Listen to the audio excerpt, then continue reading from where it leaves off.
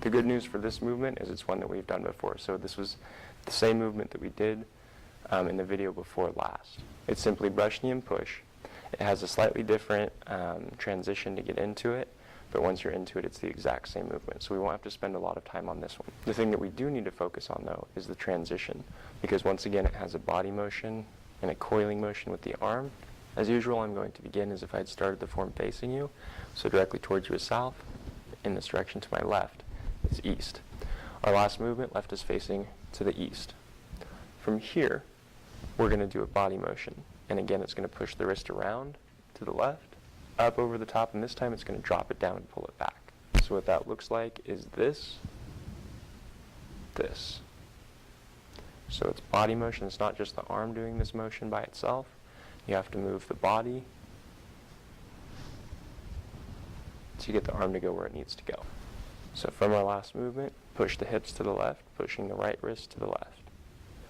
Bring the hips around to the right, circling the wrist up to the right and down.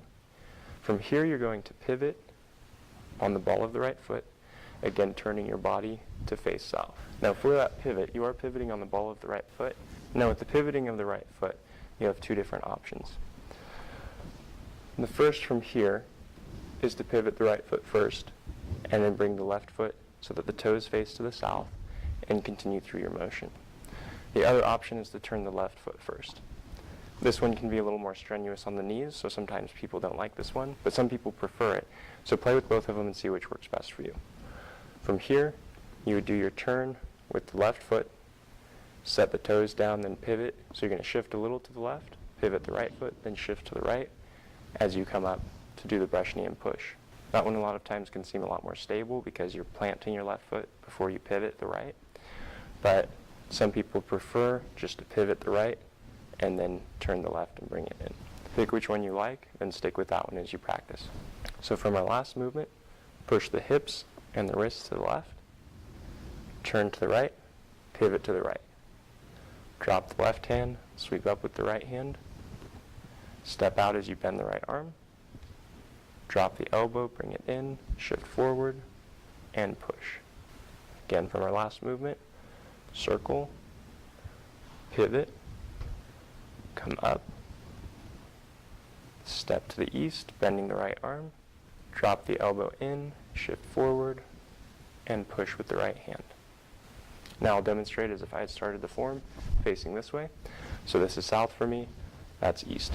Our last movement, left is facing off to the east. We turn to the left or turn our body toward the north. Turn the body toward the south. Drop the left hand, sweep up with the right. Right hand's palm up, left hand's palm down. Step to the east, bending the right arm. Drop the elbow in, shift forward, and push. Again from our last movement, turn to the left, turn to the right, pivoting the wrist around using the body motion. Turn the body to face south, drop the left hand down, sweep up with the right, step out to the east with the left leg as you bend the right arm, drop the elbow in, shift forward, and push. Now I'm going to begin as if I had started the form facing away from you. So this is now south, to my left is east, to my right is west. The last movement of the form, left is facing off to the east, push to the left with the body, push to the right, turn to face south, drop the left hand down, sweep up with the right, step out with the left, bending the right arm, drop the elbow in, turn, and push. From our last movement, turn left, turn right, right hand turns palm up as you pivot to face south, drop the left hand down, sweep up with the right, right hand's palm up, left hand's palm down. Step out to the east with the left leg as you bend the right arm. Drop the right elbow, shift forward, and settle the wrist at the end of the push.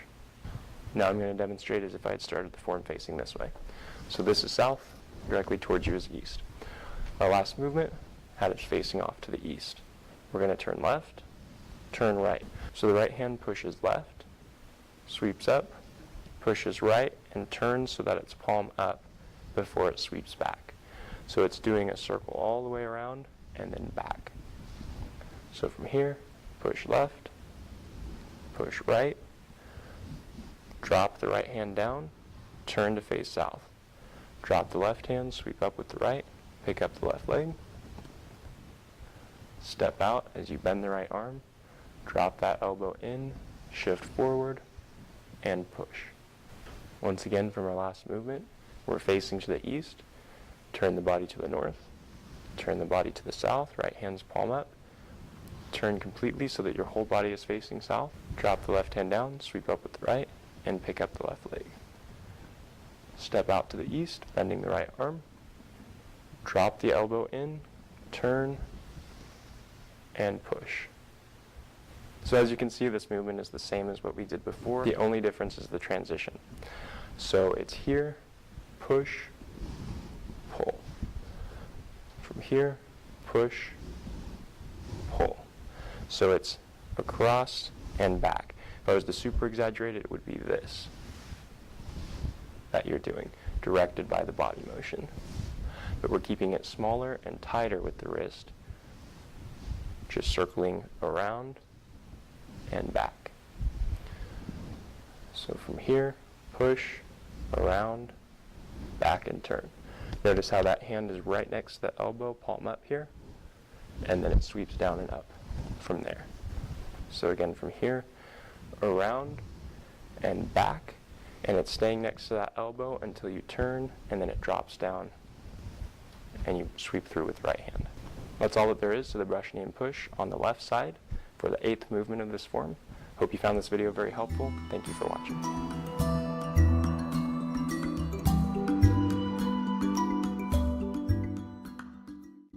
So I want to tell you all about the latest product from the Pure Trim Company. At least this is the latest one as of the time of this filming. It's called Liver Master, and it's basically an herbal blend for your liver. I'll tell you what I've noticed since I've started using it.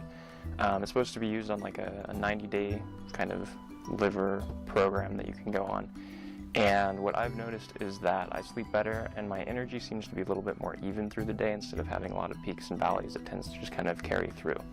So I don't know if you'll have the same experience, but it might be worth trying out. So you can find out more about Liver Master, what's in it, what it's used for, if you visit the website that's at the bottom of the screen. I hope you try it out, and I hope you learn to love it as much as I do. Check it out, Liver Master.